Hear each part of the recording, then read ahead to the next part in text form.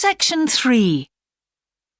Two overseas students called Spiros and Hiroko have just finished the first semester of their university course.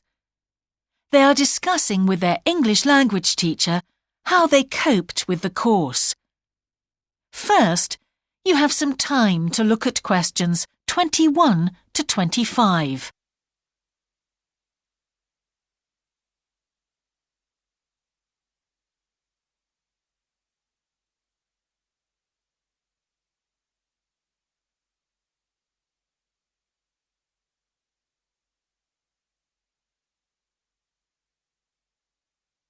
Now listen carefully and answer questions 21 to 25. Before we start, Spiros and Hiroko, thanks for coming in today to talk about your recent study experiences, and congratulations to you both in doing so well in your first semester exams. Thank you. I'd like to discuss with you the value of the English for Academic Purposes course you did here last year before starting your university course. Spiros, if I could start with you, what parts of the program have now proved to be particularly valuable to you? I think that having to do a seminar presentation really helped me. For example, a couple of weeks ago in our marketing subject, when it was my turn to give a presentation, I felt quite confident. Of course, I was still nervous, but because I had done one before, I knew what to expect. Also, I know I was well prepared, and I had practiced my timing. In fact, I think that in relation to some of the other people in my group, I did quite a good job, because my overall style was quite professional. What about you, Hiroko? That's interesting. In my group, I was really surprised by the way the students did their presentations. They just read their notes aloud. Can you believe that? They didn't worry about their presentation style or keeping eye contact with their audience. And I remember that these things were really stressed to us in the course here. So, how did you approach your presentation, Hiroko? Well, to speak frankly, I read my notes too. At the time, it was a relief to do it this way, but actually when I had finished, I didn't feel any real sense of satisfaction. I didn't feel positive about the experience at all. That's a pity.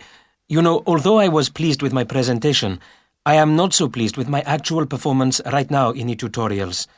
During the whole semester, I've not said anything in our tutorial discussions. Not a word. Really, Spiros? Why's that? Do the other students talk too much? It's partly that, but it's mostly because I have had no confidence to speak out. Their style of speaking is so different. It's not the style we were used to during the course. They use so many colloquialisms. They're not very polite, and sometimes there seems to be no order in their discussion. Also, they are very familiar with each other, so because they know each other's habits, they can let each other into the discussion. You're right, Spiros. I've experienced that too. Before you hear the rest of the conversation, you have some time to look at questions 26 to 30.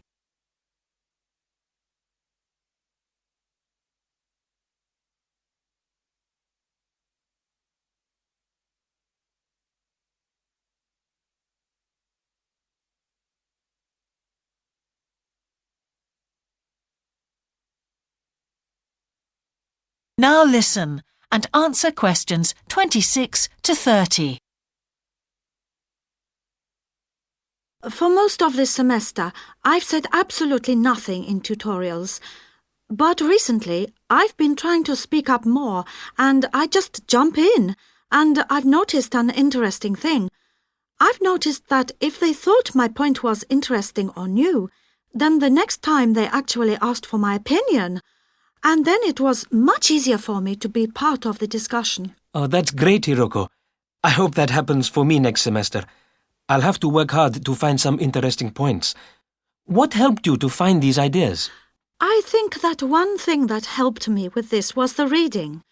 I've had to do so much reading this semester just to help me make sense of the lectures.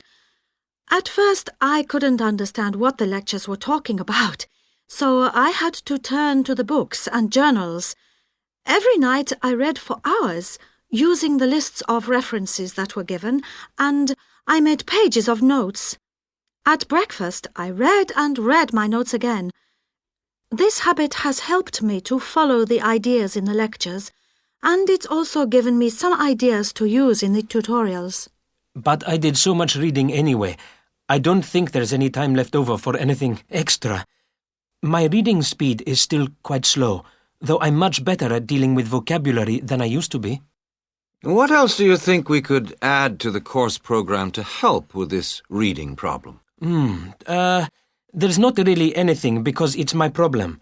I remember we were given long articles to read. We didn't like that, but now I realize that reading those long articles was good preparation for the things I need to read now. Also, in class, we regularly had speed reading tasks to do, and we kept a record of our reading speed, so the teachers were encouraging us to work on that. That's true, Spiros, but what we read could have been different. Sometimes in the English class, I felt frustrated when I had to read articles about the environment or health or education, because I wanted to concentrate on my own field, but we didn't read anything about engineering.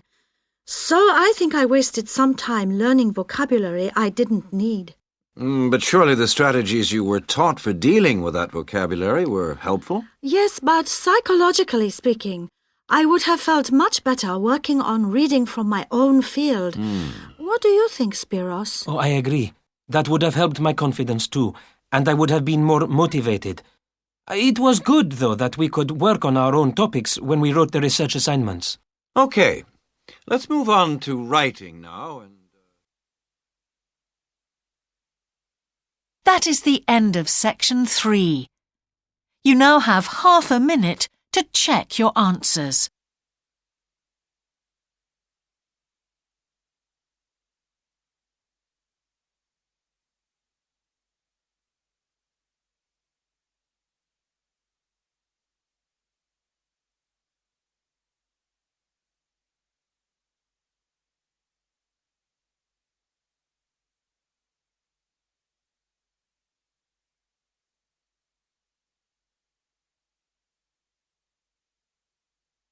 Now turn to section 4.